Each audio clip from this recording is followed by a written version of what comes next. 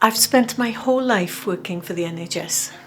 I'm a psychologist and I work with children and young people with learning disabilities, autism and their families. Working in children's community services, I've seen firsthand the inequalities, injustices and poverty that haunt our communities, problems that have been made worse by the pandemic. And I've seen it across our constituency of Clwyd West. Older, retired people living at the coast, worried about health and social care. Young people having to move away to get a job or an affordable home. Our rural farming families worried about the future. And our children and young people desperate to do their school and college work online and failing miserably because of digital poverty.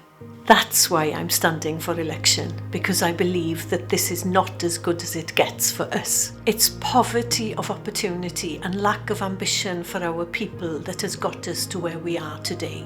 Things can get better.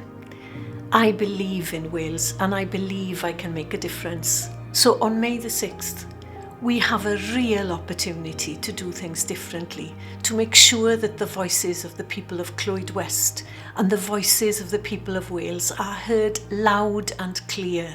Things don't have to be like this. We can rebuild our country. Vote for Plaid Cymru. Vote for Wales.